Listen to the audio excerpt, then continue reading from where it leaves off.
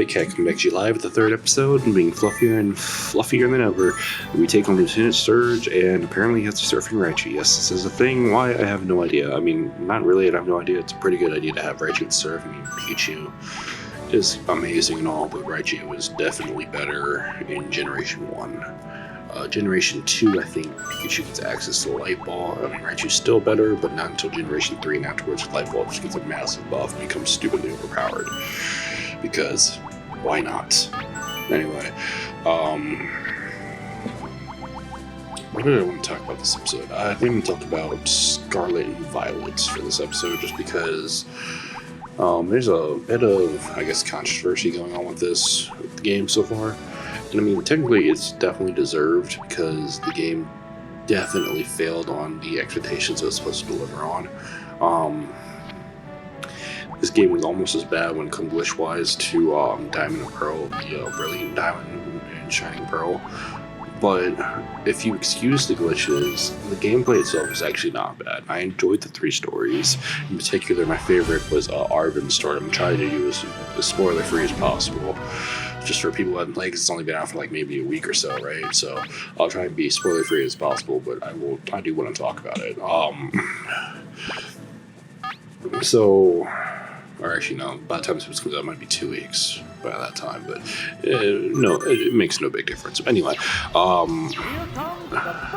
I like the 3 stories. I actually liked the rival in this story too, because rival actually wasn't completely stupid. It wasn't like Hop, where she basically was like, oh my gosh, it's just a super effective hit, so amazing. No, she actually made it seem like she was a normal human being, but like also was like just a battle fanatic. And so it made sense for her to say what she said, so like that. And she wasn't also just weak. Also, I spammed Lovely Kiss like 17 times. I'm sorry. Jinx's Lovely Kiss just works so well. Aside from all that, though. But back to Scarlet Violet. Like I said, I like the 3 stories. Also liked how much freedom they actually gave you, because it really felt like it was open world. Like you could just go anywhere, and sometimes that was scary, because I ran into like a level 75 Terra Pokemon that almost like murdered me alive. I caught it though, but it almost murdered me alive. But and even then too, I like the fact that you could actually see the Pokemon in the background just running around and being crazy, which was really cool though, because sometimes you could actually, as soon as you finish a battle, you could run after that Pokemon and catch it. You know, it felt like you were basically a 10-year-old just running around catching Pokemon and just doing what you wanted to do, which to me seems really good. This game would have been amazing had the glitches been not there.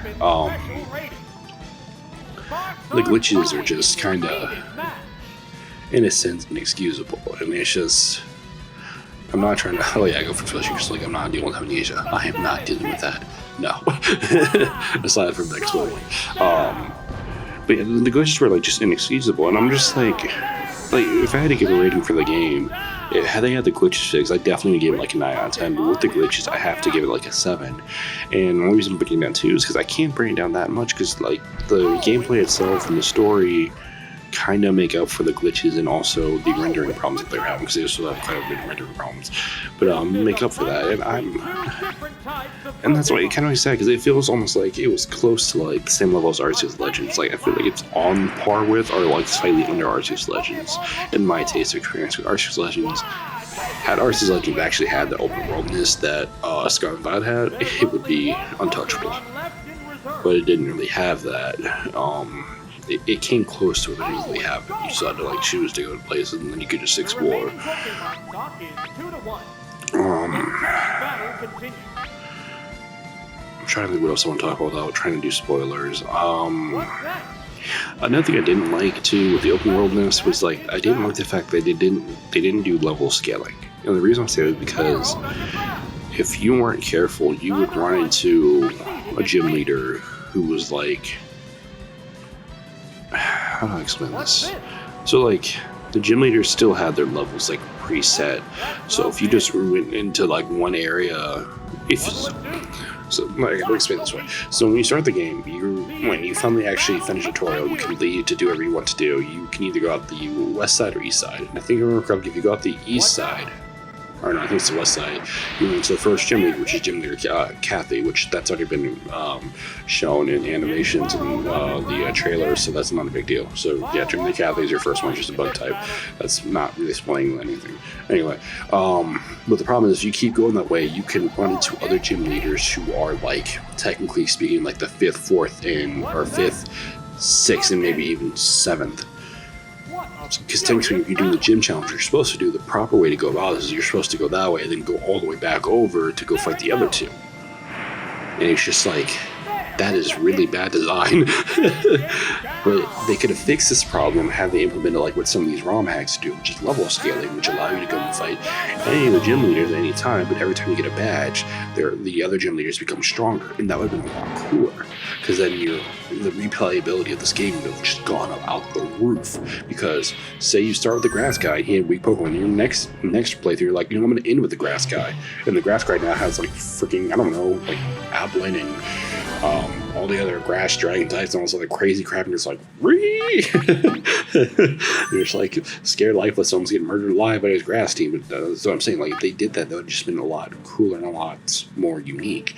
But they didn't, and it's just like, it shows. And that's the problem. You still have to go about it a certain way, otherwise you just get screwed. Now, the only good news is if you just go around and catching Pokemon and catching stuff like that, you end up basically being able to just go tackle any gym anytime anyway, because I remember doing the first gym leader, and then after that doing a bunch of other stuff in the Titan Quest, stuff like that. And then out of nowhere, I have like level 40-ish Pokemon, and I still only have like 1 gym badge, and I'm just like, I need to get some more gym badges, and I can just basically take on any of them at that point. But at the same time, it would still be a lot cooler if they did scaling. Also, another thing they don't really explain to you at all, and it's something they really should explain to you, is how they change the obedience in this game. So this is a heads up for anyone who's planning on playing Pokemon Scarlet and Violet. Obedience works differently. So if you catch a Pokemon in the beginning of the game that's under level 20 or something like that, and you raise it up, you're fine. But if you catch a Pokemon that's like 25 or higher, after you get the first gym badge, it only allows you to control to 25 or higher. And then the gym badge after that, it's like 30, 35, 40, 45, blah, blah, whatever. And it's accumulative, so you have to just get gym badges to get higher and higher. So the problem with this is, for example, in my case, I caught a Vespiquen that was level 25, and I got to level 30, and I didn't have the 3rd gym badge. And so when I was doing a boss fight, the thing straight up stopped listening to me, even though I caught it. And that's completely widely different from the other games where you could catch a high-level Pokemon and it would still listen to you. And so I really wish they had went more in detail to explain that a lot more thoroughly, but they didn't. So it is what it is.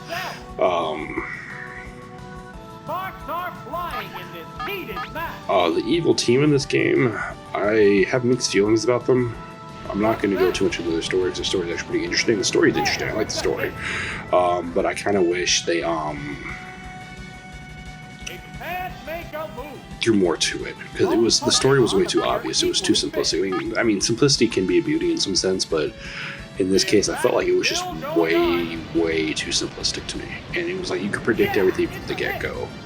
And it was just like, that's no fun. So, there was that.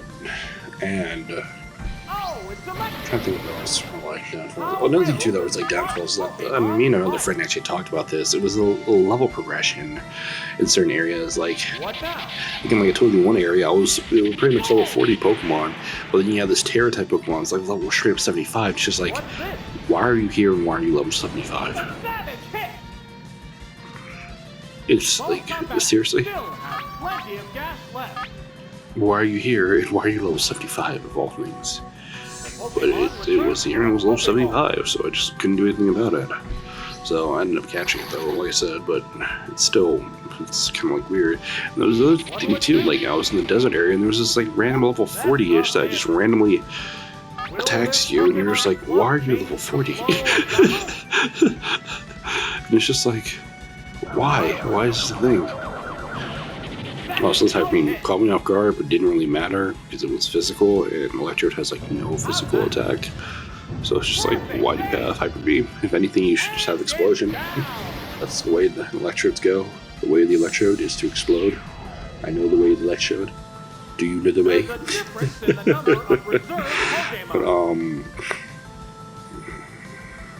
But, yeah, so like overall, I really did enjoy the game. I enjoyed it a lot. I enjoyed exploring, enjoyed just catching those Pokemon like that, and just like I have never in a long time have I just gone out and just caught every Pokemon I could catch, and I ended up catching almost 3 boxes worth before I even got my second gym badge. And they're all either different Pokemon or like different Terra types. I think I had a few that were replicas, but they were just because I was just doing the Terra battle. And I had different types like that. Also, the Terra battles are so glitchy. I've had times where I've done the attack and the character on the Pokemon whatever, and the Pokemon like for some reason takes no damage, but then when you go to like attack it again, it shows HP in like the other menu. It's like I took like half damage. Like, what do you mean it took half damage? And then it ends with like 3/4 of its HP is like having, and it's just randomly says it's dead. It's just like, why is this a thing? No one checked this. This happened to me like 14 times in this one time of playing. I'm just like, why? Why does this happen so many times? But apparently it's just a thing, and it's just like, if they had fixed a lot of these glitches, because I feel like a lot of these glitches aren't even that big of a deal, like, a lot of them are just either collision or just like certain checks, and they didn't even, it felt like they just, well, one, they didn't even test it, and then two, they just rushed it out here, and I mean, when you think about it, Arceus Legends came out in what, January of this year? And then you have this game coming out in November. It's just like, to give an example, Atlas takes at least 2 to 3 years before the next game gets released. And sometimes it can be even longer. I mean, don't get me wrong, I'm still pissed off about SMT5. We're not going to talk about that. But they still take a bit of time between the games, and so Game Freak's just like trying to make all these games and not put the actual time that's needed into the games themselves. And a game like Pokemon, like, I'm so mad about the whole National Dex thing, but I can let it go if you make the game actually worthwhile. I mean, don't get me wrong, Scarlet and Violet was almost there. It really was, but at the same time, it's just like, you're almost there, but you have all these glitches and crap so like that, and it's just going to turn people away from wanting to play the game. It's just, it's depressing. Like, everyone's really enjoys games like how they enjoyed it as kids, like that too. And it's just, I don't know. But, like I said, my main problem with the game is the animations, or not the animations actually are kind of fine. I mean, I wish they went back to how Arceus Legends actually made contact where they jumped in front of each other and tags like that. But I'm okay, because they actually added new animations and new like models for the Pokemon with them. That's actually pretty cool. Which was like mainly just the animation glitches, which I was like where people randomly just go big or small, or the ground just you see the clip through the ground, or even better yet, when you're battling, your Pokemon just randomly goes invisible, which that's happened to me. But the camera, I know sometimes the camera can keep you from seeing your Pokemon, so you have to move the camera around. But no, I've had it before where I've just like used an attack and the Pokemon straight up goes invisible, and I'm like, is this an effective move? Is obscurity back? See through? What is this? What is this sorcery? Why? And I'm just like, I'm super confused, and I'm just like, I don't, yeah. Anyway, overall, like I said, it's to me right now it's a 7 out of 10. If they had fixed all the glitches like that, I would definitely give it a 9. Anyway, so let's get into this battle. Lieutenant Surge's battle. Like I said, Lieutenant Surge, if you already know, he brings this Raichu. And his Raichu has Surf, but like this early episode, which kind of caught me off guard. I do not remember what I brought for. I wasn't too afraid of his team. The only thing I was kind of like worried about were that Tangela and Poliwrath that he had, because it was kind of random. I mean, I would have to bring some to counter, but I think if I remember correctly, I think, or at least this is the smart move, is I brought dugtrio, Executor, and probably either Snorlax and Ninetales. I have no reason to bring Starmie, and I could have bring Jinx, but I think Ninetales is better, because Ninetales I think has a higher special, if I remember correctly, and a lot faster speed, so, yeah. I don't remember what I bring, because like I said, this was such a long time ago, and I don't want to rewatch these videos and then do commentary, rather just watch and do commentary at the same time and be like, I'm gonna guess at everything, because yay! This is how it goes, you know? This is how it goes. Yeah, I start off with Dugtrio because I'm assuming you start with electric type, but he also starts with the water types. I'm like, wow, I got outplayed like a monkey. Wow, I brought Jinx instead of Executor. Why did I not bring Executor? I have no idea. I do not make smart decisions.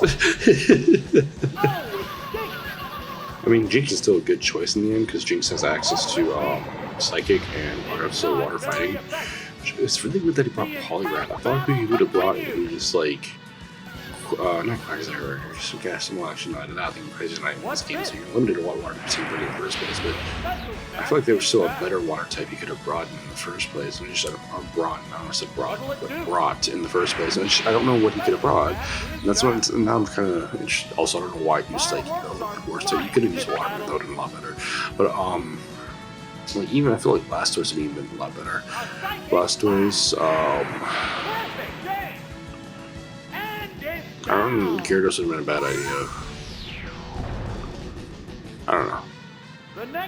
Even Vaporeon would have been better too. It's just Poliwrath seemed like a really weird choice to bring. Oh, it's Raichu. Yeah, but here comes its Raichu, and so this little chubby Bubsty, which we need to bring back Raichu's weight. He needs to be chunky again. I will never stop saying Raichu he needs to be chunky. We need his chunkiness back. Aside from that, though, I end up switching into Dugtrio. And I remember correctly, I get hard played here. Wait, no, I don't. Okay, no, yeah. I think it survives an earthquake and it retaliates its surf. If I remember correctly. How will this swap affect the outcome? Yeah, because it somehow survives an earthquake, which caught me off guard. I don't know. But then again, it's a 100, so it makes sense. Yeah, let's see, the 5 HP was bullshit. And retaliates a fucking surf, and it's like, why?